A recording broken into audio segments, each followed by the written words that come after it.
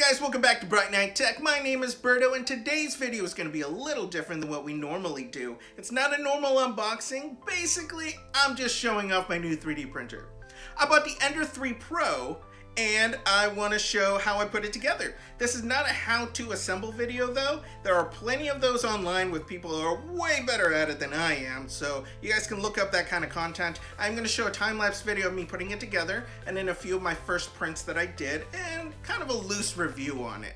But if you guys want something more extensive, have specific questions, go ahead and put them in the comments, and maybe I'll do a future video where I go more in depth about it. Otherwise, it's just kind of a fun video where we're just going to play around with it basically. So let's go ahead and take a look. Alright, so this isn't actually my first time using a 3D printer. I used it in my work before, but we have the Taz Lulzbot brand. We have the Taz 4, I think, and the Taz Mini. And those come fully assembled. You have to do very minimal things to get them ready to go. So this is the first time I actually had to build the damn thing. If I had to give you guys any tips, is to look inside the packaging. There is an SD card that not only comes with the slicer program and some test print files, it also has a video of step-by-step instructions on how to build the damn thing. And it would have saved me a lot of heartache if I knew that, because the written instructions are actually not always super clear. So that is my pro tip to you guys. So at this point you can see I finished. It actually took me 2 nights to do because I started it one night way too late. But as you can see, fully assembled. Let's take a look at my first test print. My first test print was, of course, a Totoro cell phone holder, because I am a child and I love Totoro. So does my son, so I thought this would be kind of a cool thing to build. So at this point, I didn't do any changes to the file. The settings were just the default settings that it had, so I didn't do anything. I just wanted to see what it can do. Always level the bed. That is a very basic thing that they tell you to do.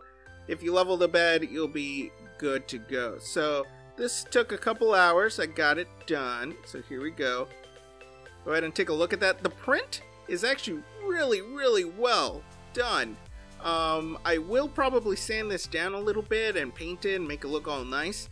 But other than that, the print was pretty good. I mean, you can see some of the lines there, but it's not terrible. The white also kind of makes it a little more obvious. But other than that, I think it looks pretty good for my first test print. Alright, so let's look at an actual practical print that I want to do. Something I'm going to design myself.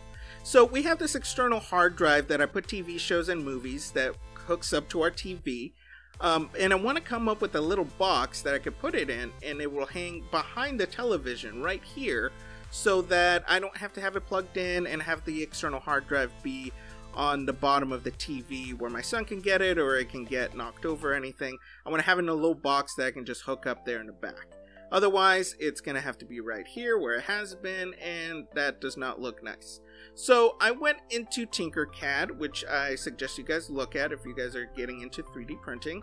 I used to use this for my students, and I went ahead and created this little box. I measured it out, threw it into the slicer here.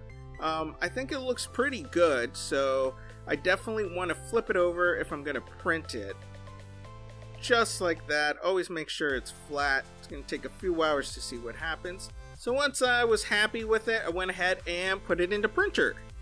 And here we go, it got started. It's a pretty simple design, so I didn't expect a lot of issues. It's still going to take a couple hours to print, but I came back right at the end and found this. Looks like the printer knocked it off. And knocked it off the bed. It didn't stick on there. The adhesion wasn't great. Knocked over and created spaghetti for like the last bit. It was almost done. As you can see, it already had the bottom layer on there, and it just needed to finish that up, but it got messed up. So here's the print after it's done. As you can see, the top there is pretty warped, and that is because I did not even out that hook to the top of that box opening. And there's the messed up bottom. So not great, but at least let's see if the hard drive will fit in there, and it does not. I did not account for the wall thickness, and even though I overshot the size of it, it's still not big enough. So We're gonna have to go back into the design phase and make this a little bit bigger, and maybe thin out the hook because it's way too thick.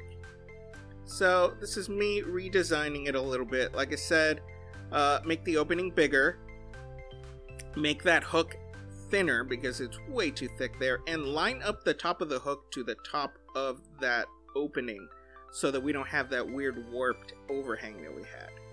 Throw it back into the slicer program here, flip it over. We're going to do the same thing, except this time we're going to print it with a brim so the adhesion is better on the bed and it doesn't get knocked over like last time. So here we go, we're going to get started. It now has that brim right there. I thought about doing a raft, but I'm like, let's try the brim.